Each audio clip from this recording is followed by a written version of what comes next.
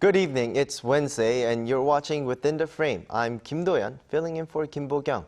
North Korea's missile launches have become the norm here on the peninsula in recent years, with Pyongyang testing dozens already this year. What's now more concerning is signs of Russia and even possibly China starting to work with North Korea military-wise. Claims that North Korea is selling weapons to Russia has long been around, and a recent report says Kim Jong-un himself might be traveling to Russia to meet Putin to ramp up military cooperation, as Russia is in need of more firepower in its invasion of Ukraine. To this, just hours ago, President Yoon Suk Yeol says any attempt at military cooperation with North Korea should stop. So does the current situation put North Korea on the map even more? And will its role in the current situation in East Asia get bigger, especially considering China's relation with North Korea and Russia? We have two experts to discuss this issue with us today. First, we have Dr. Go Myung-hyun, a senior fellow from the ASEAN Institute for Policy Studies with us. Welcome as usual. Thanks for having me. We also have Evans Revere, a senior advisor at Albright Stonebridge Group and former acting assistant secretary of state for East Asian and Pacific Affairs of U.S., joining us virtually all the way from Spain. Thank you for joining us from so far away. My pleasure. Good to be with you. Now, Evans, I wanted to start with you. Kim Jong-un appears to be placing a strong emphasis on North Korea's weapons production program with allegations that an arms deal with Russia is on the cards. A recent report by the New York Times goes as far as to say that Kim is due to travel to Russia for talks. So are these actions primarily driven by North Korea's economic considerations, or are they also intended to showcase military prowess? Well, let me begin by saying that the New York Times report that you just cited sounded quite authoritative and very well sourced. So I would not be surprised to see Kim Jong-un on his train heading for Vladivostok at some point in the next several days. But to your question, I think there are several factors that are driving this effort, this arms-related effort by North Korea. There are economic factors, strategic factors, and tactical factors here. First of all, as you suggested, the North Korean economy is in trouble. North Korea continues to suffer from serious food shortages. There are also fuel and other material shortages going on. And the Russians are in a position to help both with food and fuel, just as China is helping North Korea today. So this would provide North Korea with another source of assistance to deal with its economic challenges. I think North Korea is also seeking technology, however, in reaching out to the Russians in this way, especially military missile-related technology, since a number of the North Korean missile systems that are deployed or under development have their origins in Soviet era or earlier Russia era, Russian Federation era related missile systems. So if the North Koreans are going to improve their missile systems, one way of doing that would be to try to get some assistance from the Russians. And meanwhile, the Russians are in dire need because of the Ukraine war. They're in dire need of some basic artillery shells and other ammunition. And North Korea is very good at producing basic ammunition, including basic artillery shells.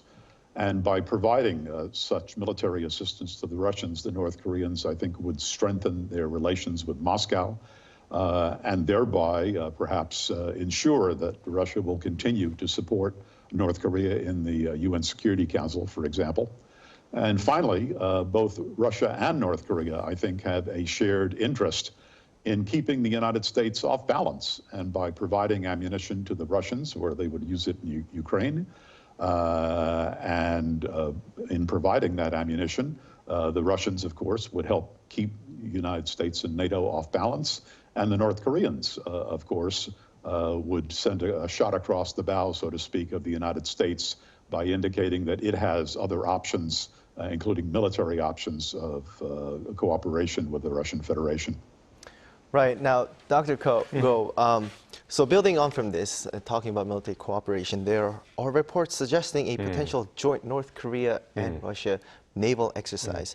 To what extent do you think this is a reliable information, and what does that bring to East Asian region? So I think there's clearly a significant possibility of Russia and North Korea conducting joint military drills.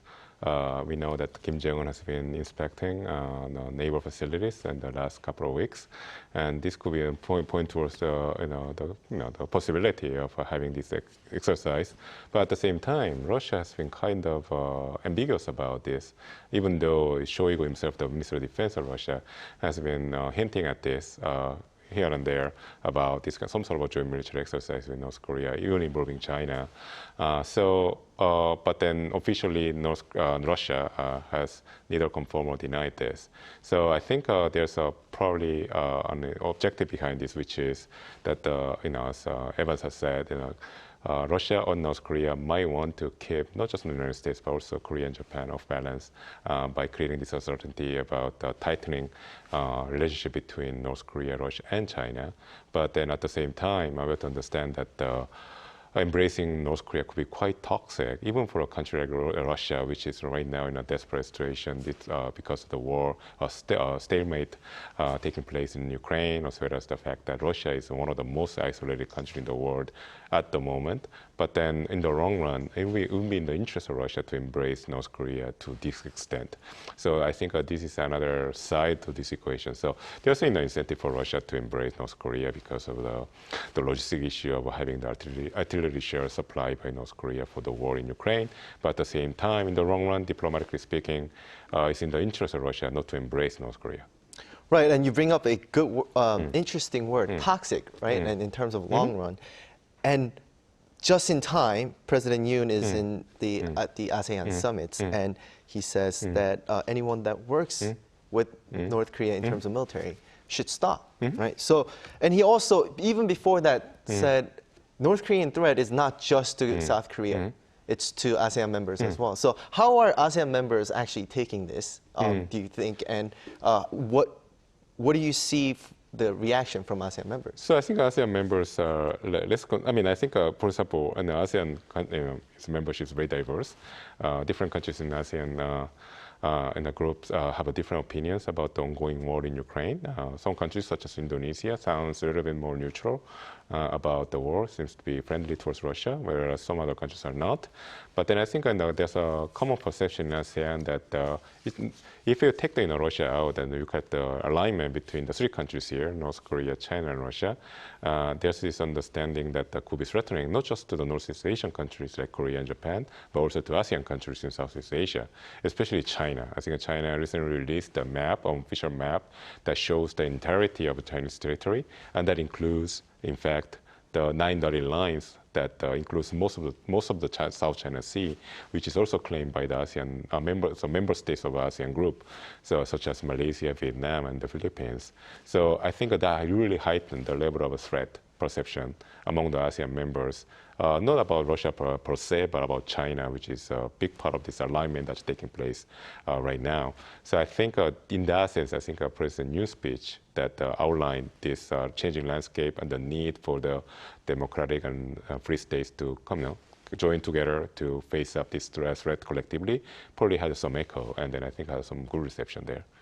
Right, and you bring up China, which I wanted to bring up next. President Yoon actually has called on China to do more when it comes to dealing with North Korea's actions that go against UN security resolutions. So how do you see this, Evans, China receiving this, and will there be a cooperative effort between Seoul, Beijing, Tokyo going forward to calm things down in Pyongyang, as President Yoon suggested just earlier today?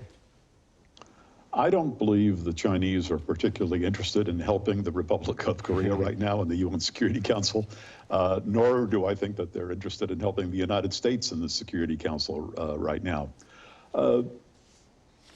If you look at Beijing's recent behavior in the Security Council, it's very clear that Beijing has aligned itself with Russia in providing support for the North Koreans in the Security Council and protecting the North Koreans in the Security Council.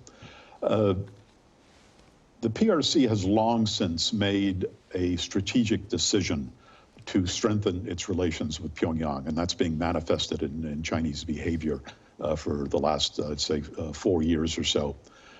Chinese actions in the Security Council are clear evidence of this strategic shift that we've seen on the part of the Chinese. But the Chinese, maybe even more importantly, have also shifted their position on the North Korean nuclear weapons program, whereas at one point the Chinese were adamantly opposed publicly to that nuclear weapons program and voted so in the UN Security Council. Right now, I think the Chinese position is that Beijing is prepared to live with a nuclear-armed North Korea. And unfortunately, I don't see any prospects that this position is going to change anytime soon. And quite frankly, I don't see the Chinese having any serious interest in working with Seoul and Tokyo together in unison to deal with North Korea. There may be some nice diplomatic words said out of Beijing about regional cooperation on matters of mutual concern, but the reality is that the Beijing that we're dealing with today is a very different Beijing than the one that we were dealing with, let's say, in 2017, 2018, when it came to dealing with North Korea. Right, now, so let's go the other way. Will China work with North Korea? And given the increasing military cooperation between China and Russia, there are speculations that North Korea may become more closely involved in the regional strategies. Dr. Go actually mentioned some of the aggressive stance that China took against ASEAN members. So what are potential developments can we see going forward with North Korea? That's a good question. I think it would be fair to say that North Korea is already working with Russia and China on their respective regional strategies. By posing a military threat to the Republic of Korea and to Japan, two key American allies, North Korea has greatly complicated the U.S. Security strategy in East and Northeast Asia.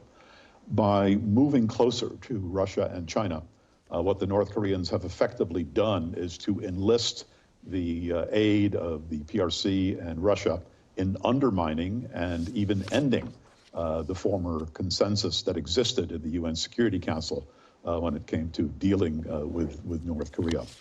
And now, by possibly preparing to provide Russia with ammunition, North Korea is going to further complicate the lives of policymakers in Washington and in Brussels and NATO, I would add, by giving Russia the wherewithal to put up a better fight, if you will, in the war in Ukraine.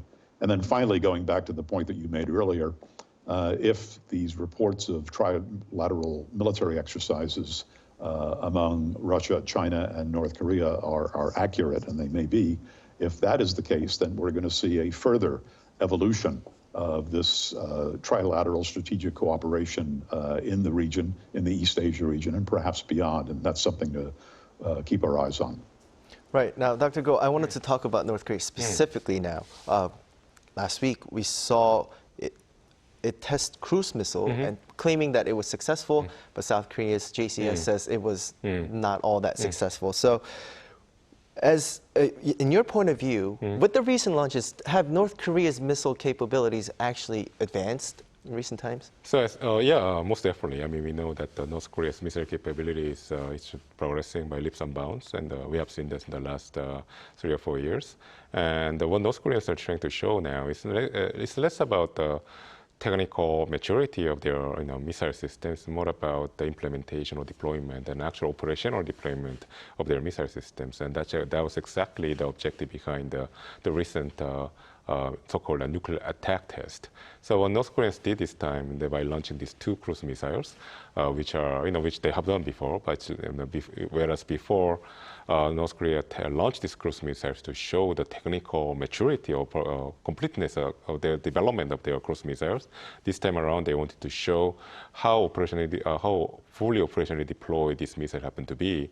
So they claim that they launched these cruise missiles under the simulation of attacking their North Korea's opponents with nuclear-tipped cruise missiles, and then involved the checking the implementation of the launch protocols, and also as tracking the missiles, as well as making sure that this missile detonated.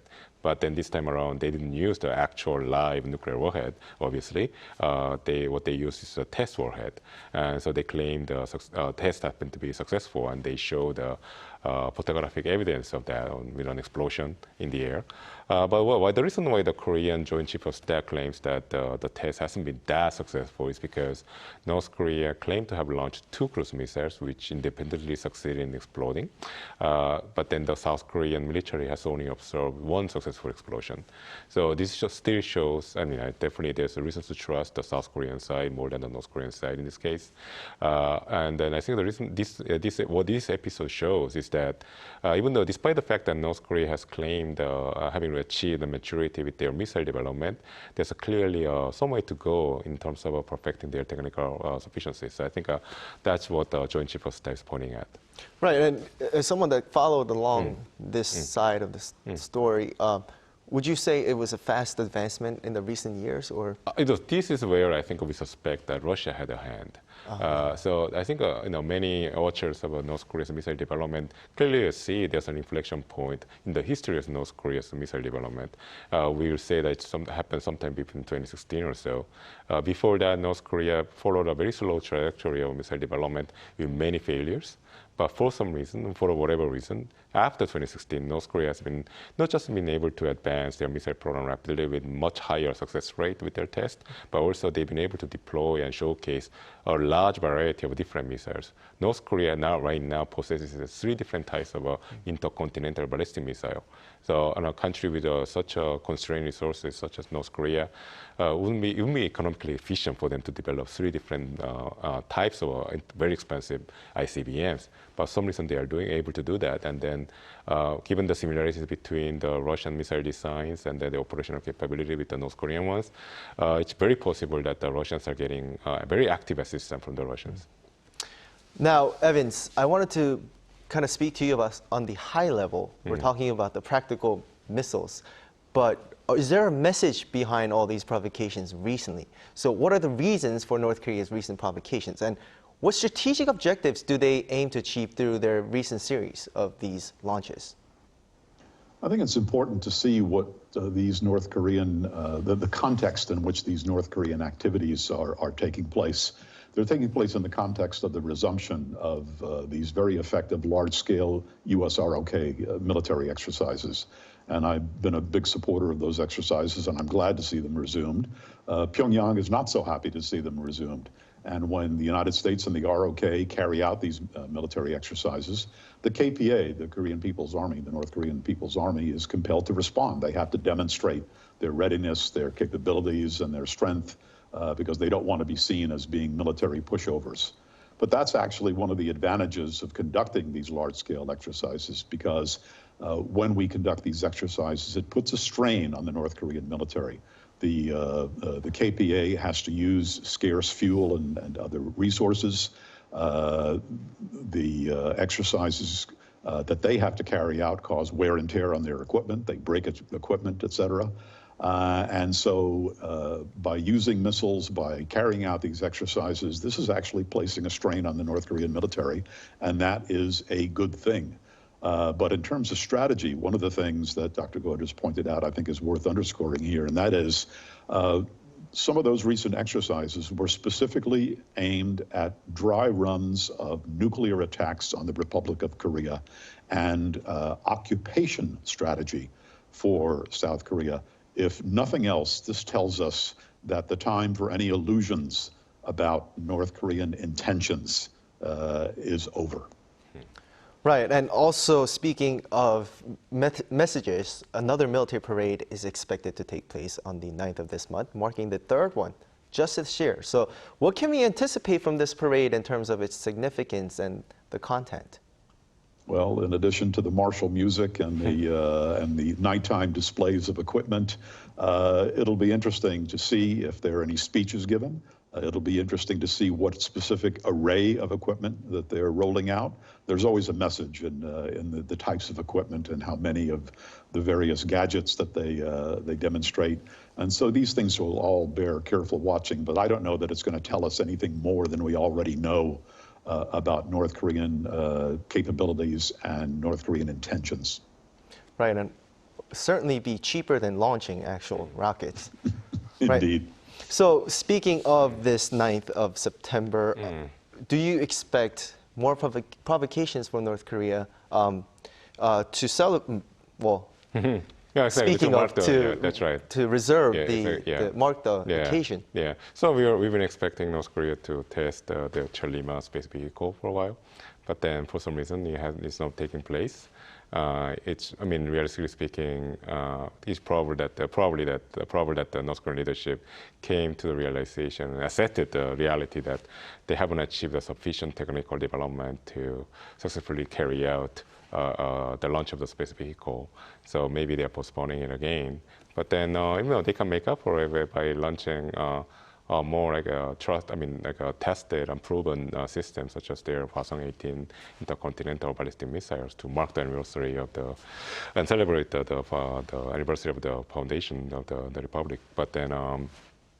But I think that will be the extent to which North Korea would go with the provocations. And I think the focus now will be more about raising their international prestige in the international arena. And clearly here, Russia is lending a hand. I think we know that Kim Jong-un might be traveling to Vladivostok to attend the Eastern Economic Forum right after the September 9th anniversary day. So I think it's possible that Kim Jong-un is trying to use the occasion to signal that North Korea is back, has returned to the international diplomatic stage, and that North Korea is at the same level as it's shoulder to shoulder with major powers such as China and Russia. So I think maybe the North Koreans are now distracted and focusing more in these diplomatic efforts. Right. Unfortunately, that's all the time we have for today's edition. But it seems like we're just going to have more questions for you, Dr. Go and Evans, going forward. So thank you so much for your time, and hope to see you guys soon again. Yeah, pleasure. Thank you. Well, that's all for Within the Frame tonight. We'll be back tomorrow with more in-depth stories. Thank you for watching, and goodbye.